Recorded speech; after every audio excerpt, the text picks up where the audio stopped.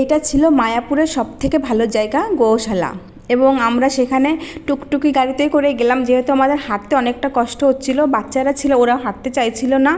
আর সেখানে গিয়ে আমার খুবই ভালো লাগলো। এর আগেও আমি 2-3বার গিয়েছি, কিন্তু গোশালায় কখনো যাওয়া হয়নি। আর এইবার ভাবলাম ওইখানে না গেলেই না, যদিও অনেক গরম ছিল তবুও হোক কষ্ট, আমরা সেখানে যাব।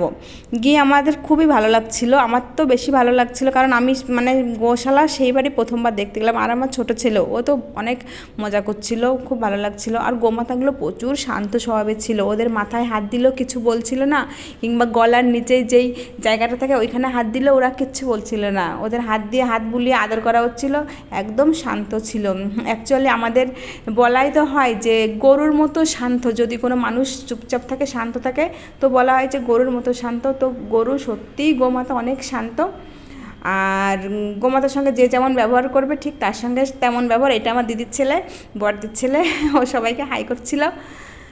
তো এখানে গিয়ে আমাদের সবার খুব ভালো লাগছিল। আর দেখছিলাম সবাই শান্ত হয়ে চুপচাপ করেছিল, যে যার মতো গোমাতা সব খাবার খাচ্ছিল। আর অনেক রকমের গোমাতা ছিল এখানের, ওদের খুব সুন্দর করে পরিচর্যা করা হয়, খুব সুন্দর করে দেখাশোনা করা হয়।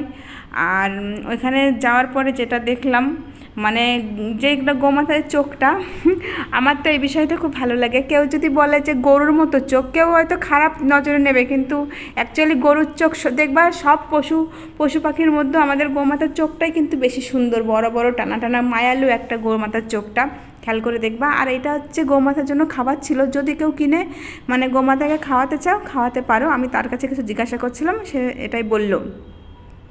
এবং সেখানে আমরা যখন বেরিয়ে আসলাম শেষেমেশে দেখলাম আর একটা সুন্দর গোমাতা, মানে শিংগুলো অনেক সুন্দর ছিল, চোখগুলো দেখো, আমি বললাম না, চোখগুলো সত্যি খুব মায়ালু থাকে।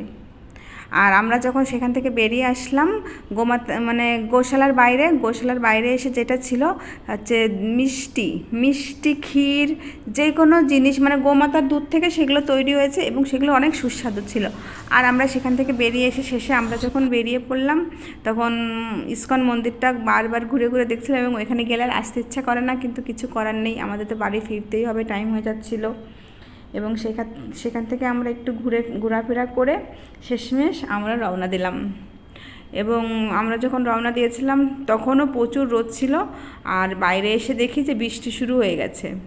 শেষেমেশে আমরা সারাদিন রোদ্দুরে পোড়াপুড়ি করে, মানে রোদ্দুরে পুড়ে গিয়ে আমরা শেষে যখন আমরা বাড়ি ফিরছিলাম, তখন আমরা মানে বৃষ্টিতে ভিজতে ভিজতে বাড়ি আসছি আমরা, মানে সারাদিন রোদ্রে পোড়া, রাত্রে বৃষ্টিতে ভিজে। আর যখন নদী পার হচ্ছিলাম তখন এমনিতেই মনটা ফ্রেশ হয়ে যাচ্ছিলো, নদীর ঠান্ডা ঠান্ডা হাওয়া। তো ভিডিওটি কেমন লাগলো সবাই জানিও। জয় শ্রীকৃষ্ণ, ধন্যবাদ।